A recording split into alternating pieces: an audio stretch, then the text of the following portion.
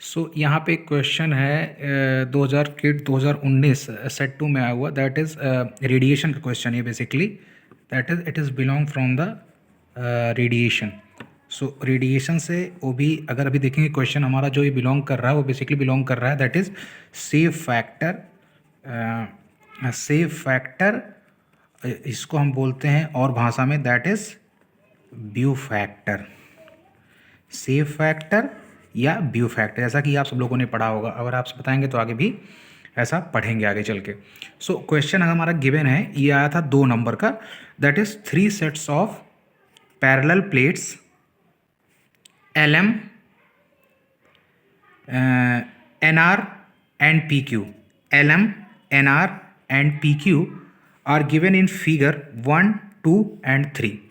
The view factor FIJ, मतलब यहाँ पे एक नोटेशन दे रखा है कि व्यू फैक्टर जो अगर हमें कहीं मिले FIJ करके तो इसका मतलब क्या होगा, defined as the fraction of radiation leaving plate 1। मतलब अगर हमारे पास जैसे अगर हम देख लें हमारे पास 2 प्लेट है, अगर इसका नाम हम I रखते हैं और इसका नाम अगर J रखते हैं तो यहाँ पे बोला कि fraction of radiation leaving plate 1, कितना रेडिएशन 1 से लीव कर रहा है और कितना प्लेट J तक, that is intercepted bye plate J, और कितना इंटरसेप्ट मतलब J पे स्ट्राइक कर रहा है। तो इसको बोलेंगे, हम डिनोट करेंगे दैट इज फ्रॉम FIJ, मतलब कितना रेडिएशन मतलब प्लेट I से निकल रहा है और J पे कितना हमारा पहुंच रहा है, ये डिफाइन करता है that is FIJ, that is shape factor.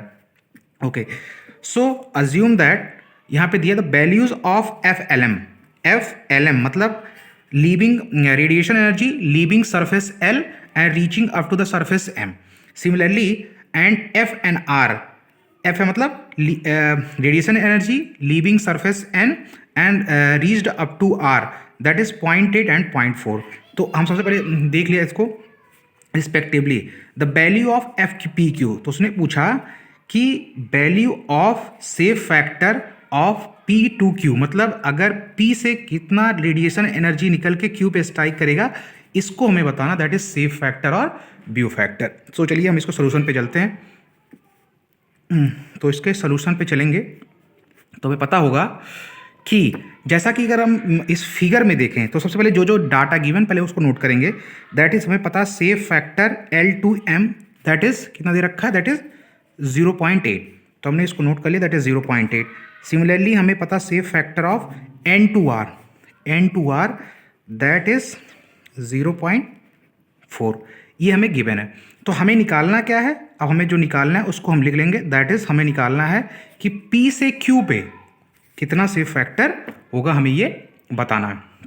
तो चलिए देखेंगे, सबसे पहले हमें क्या करना है, इसी ये फिगर देख रहे हैं जो हमें ये सब दे रखा है लेंथ, उनसे कोई मतलब यहाँ पे नहीं, क्योंकि आप भी जानते हो कि हमें 2 रिलेशन पढ़ता है, एक होता है रेसिप्रोसिटी।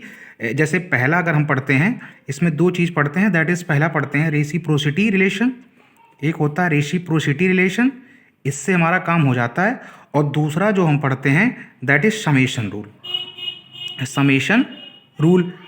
रेसिप्रोसिटी मतलब अगर हमारे पास अगर 2 प्लेट्स हैं और समेशन रूल वहाँ लगाते हैं जहाँ से हमें नंबर ऑफ प्लेट्स बढ़ जाते हैं, वहाँ हम लगाते हैं। तो अगर इस क्वेश्चन में चलते हैं और देखेंगे कैसे लगेगा। तो सबसे पहले हम मान लेते हैं जो हमारे पास पहला प्लेट दिया है, पहला प्लेट, ये हमारा पहला प्लेट है और ये दूसरा प्लेट है, और इसके बीच में एक इन्होंने ऐसे बना रखा है। तो इसकी जो हमें लेंथ दे रखी है 1 मीटर, इससे हमें कोई मतलब है नहीं, फिर भी हम कर देते हैं अगर उसने दे रखा है तो।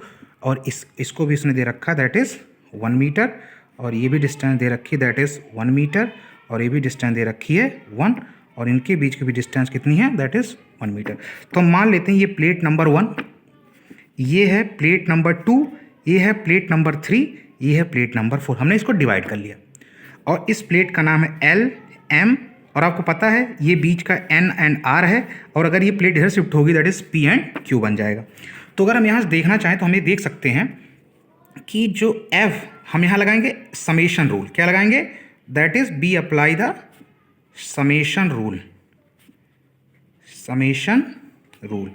तो समेशन रूल से हम यहाँ देख सकते हैं कि जो FLM है उसकी वैल्यू कितनी, मतलब प्लेट 1 से जो भी एनर्जी निकलेगी वो प्लेट 2 पे जाएगी, प्लेट 3 पे जाएगी और प्लेट 4 पे जाएगी।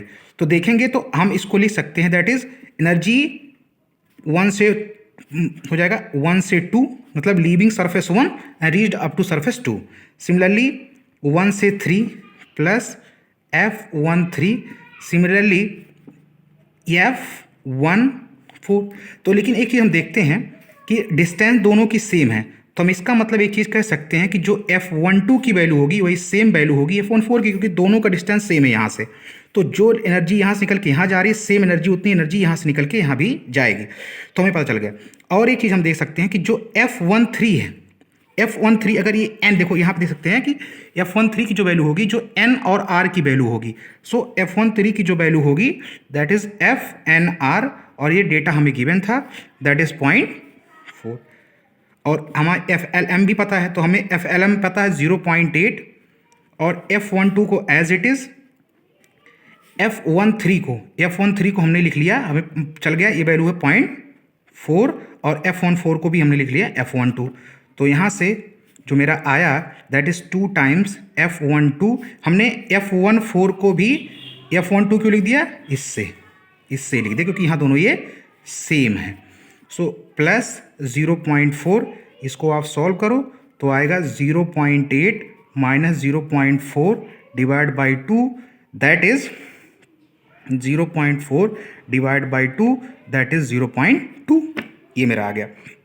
अब मुझे निकालना है FPQ। क्या निकालना है? निकालना है मुझे मतलब shape factor of P with respect to Q। तो मुझे पता है FPQ निकालने के लिए, F और PQ निकालने के लिए हमें पता है, हमें एक ही रिलेशन लगाना है, दैट इज 1 to 4 या 1 to 2 1 to 3।